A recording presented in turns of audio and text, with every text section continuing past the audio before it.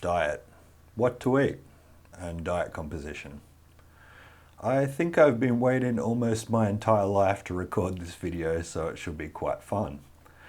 As I said, this is where the fight begins. I think there are many schools of thought about what humans should be eating, and it seems to be getting more and more controversial with more and more infighting as time goes on. So I'll start out with saying that there's the balanced diet, which we've been suggested for many, many years, possibly hundreds of years really.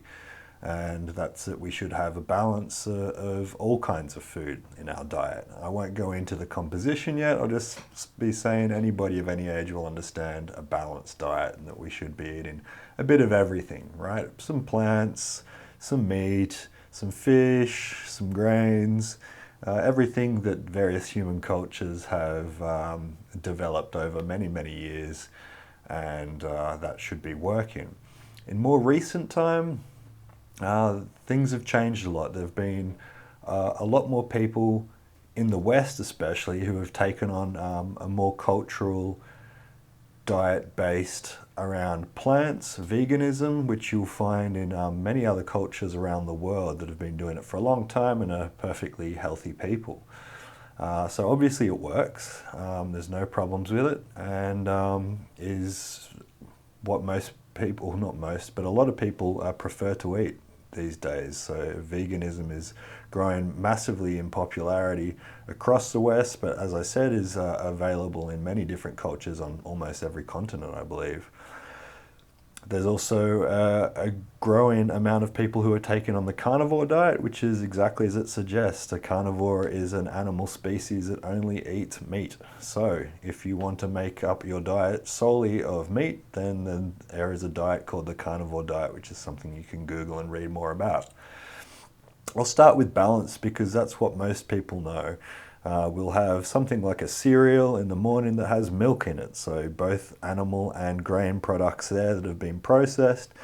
For lunch we might have a salad sandwich or a salad sandwich with a bit of cold cut ham on it, so there's a bit of everything on there as well, from plants through to animals. At dinner we might have something like spaghetti bolognese, so noodles that have been made out of grain with tomato sauce which has meatballs in it, or mince in it, be it chicken or anything really can be in spaghetti bolognese, or chicken bolognese, if depending on what you want to call it. So a balanced diet is pretty much the easiest thing to eat. There's almost a guarantee that you're going to get the correct amount of vitamins and minerals in there, and the correct amount of protein, carbohydrates and fats that make up our diet, which I'll talk about in later videos.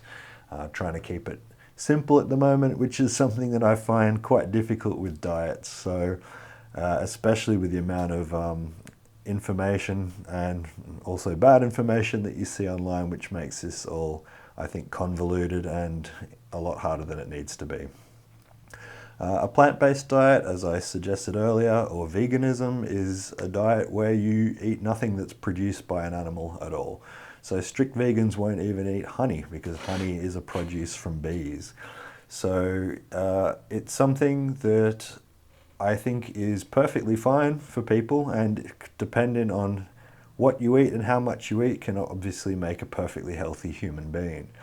I don't think there's anything controversial in that. It is, again, something that's been culturally established over thousands of years, and I have no reason to believe that it wouldn't be functional for a longevity diet for somebody that wants to live a rich and fulfilling life. Plant-dominant diets exist, so vegetarianism, or vegetarians who eat mainly plant products, but can also have some bees produce something like honey, or will have some eggs. I think you'll even find a whole range of vegetarians might have something like dairy. So it's not the actual cow itself, it's just something, a produce of the cow. It's been popular in the West and all over the world for a long time. A lot of people eat it because they have an intolerance to animal products like meat and milk and dairy products.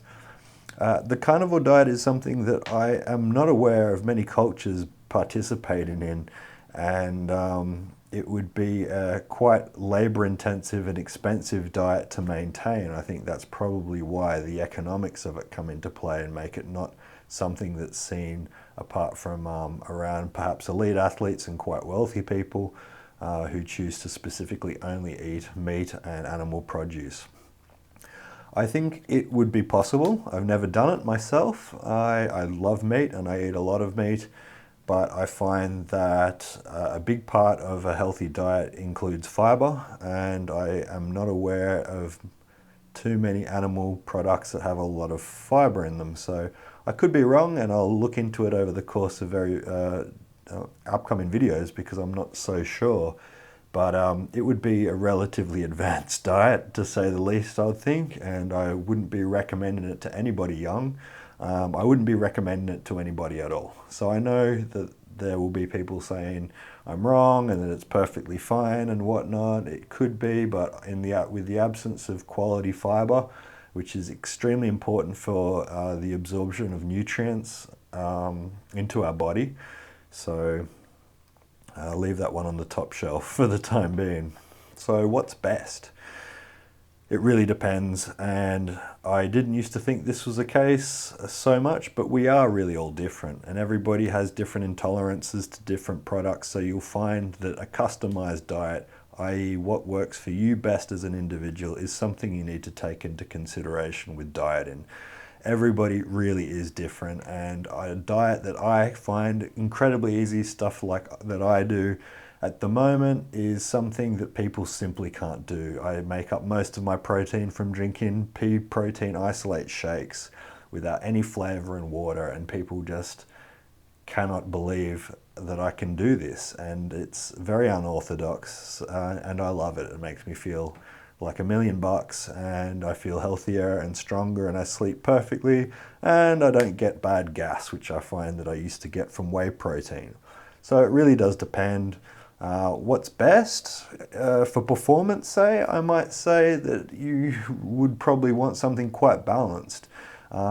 Sugar and complex carbohydrates will give you a lot of energy, which can be really good if you're a high performance athlete and you need a lot of energy. I don't think it would be a great idea to be only loading up on proteins and fats, even though that is quite healthy and you can obviously survive and have good amounts of energy to live day by day. But really, you would want to have a balanced diet if you were wanting to have good short-term energy reserves and have a lot of sugar for performance-based stuff. So it really depends on what your goals are and what you're doing in your life, and obviously there's a lot more to be discussed on this in upcoming videos.